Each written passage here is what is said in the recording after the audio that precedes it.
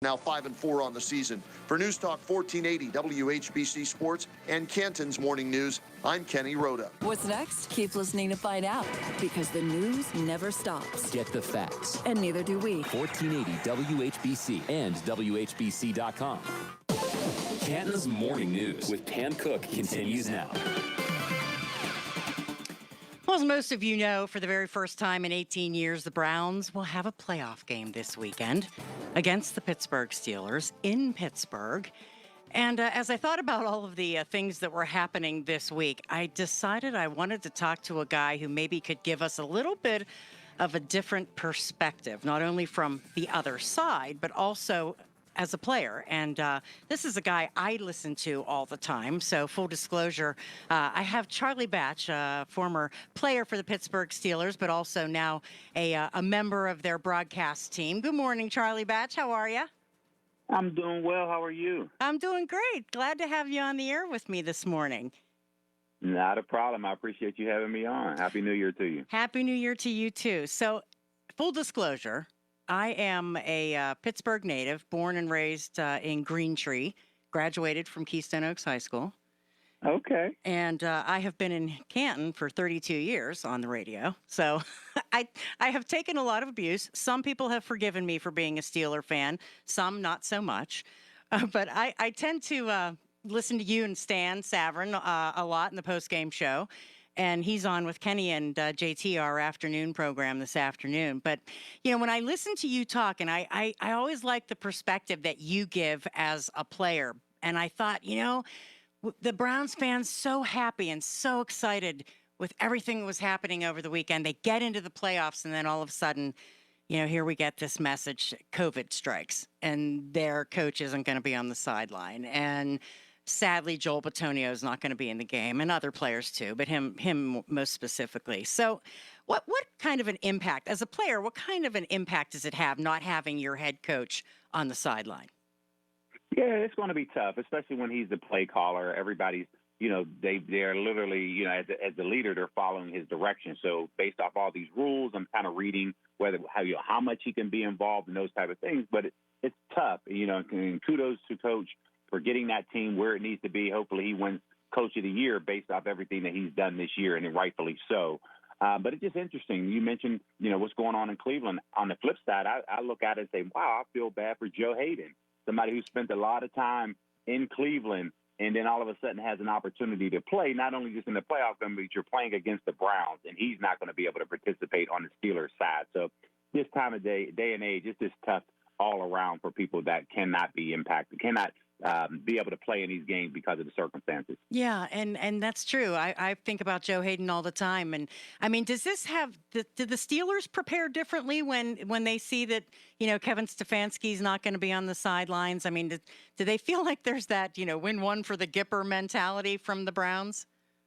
Yeah, you know they're going to do that for their coach there. But on the flip side, you look at it to say, okay, players aren't going to change. There may be some things, you know, players substituted in and out.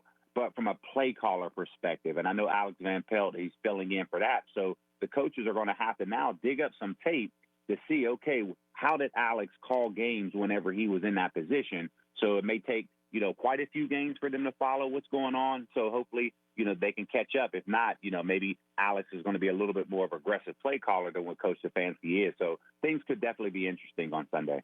Yeah, and they haven't practiced all week. I mean, I saw an interview with Baker Mayfield yesterday that, you know, he's not thrown a ball all week. As a quarterback, how does that work? Yeah, you would hope to have your timing at this point of the season. He actually played well in Sunday's game, not turning the football over, a couple touchdowns there. So you know from there he's going to be ready. The good thing for him, he gets a chance to rest his arm all week, so you know you're going to have a fresher Baker Mayfield on Sunday. Now, do you expect him to start out slow and then pick it up as the game goes on? I think those are the things that we're going to pay attention to. All right, so when we look at players on both sides, impact players, I mean, who are you looking at on both teams?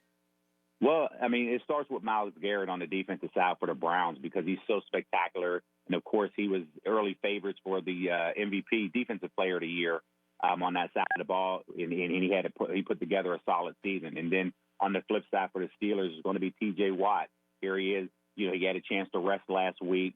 he's obviously up in the runnings against Myles Garrett for Defensive Player of the Year. So both of those two are looking at each other and they're saying, you want to know what? I want to one-up you on the other side, because this right here, all eyes are on this particular game, and whoever dominates the game up front between those two can ultimately win that Defensive Player of the Year.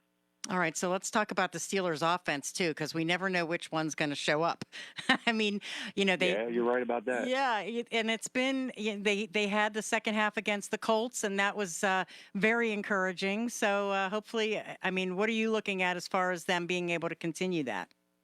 Yeah, I mean, just in their 5-game stretch, they're 1-4 in those 5 games. And yes, people will say they've rested their starters, but the record is what it is. So they haven't played spectacular in first half of games. They got down early. They were able to come back against the Colts game 2 weeks ago, but they can't afford to get into a hole right now, because you get into a hole, I just don't believe that they can actually get out of that because of the running attack of the Browns. So they dominate the line of scrimmage in time of possession. So the Steelers are going to have to make sure that they don't get off to a slow start. They want to get off to a fast start and hopefully put the Browns and having him play from behind mentality. If it's flip-flop, man, I don't want to see what's going to happen that way, because whoever doesn't play their best ball, quite frankly, are going home, and they'll be thinking about it the rest of the offseason. And will Josh Dobbs be active, do you think? Is there going to be some special packages for him?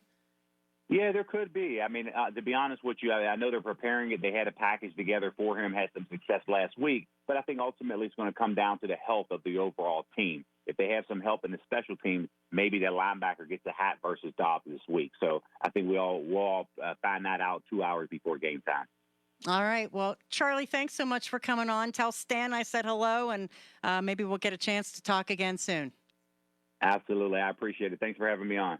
What's next? Keep listening to find out, because the news never stops. Get the facts. And neither do we. 1480 WHBC and WHBC.com. Your world in 1 minute. Canton's Morning News with Pam Cook on News Talk 1480 WHBC.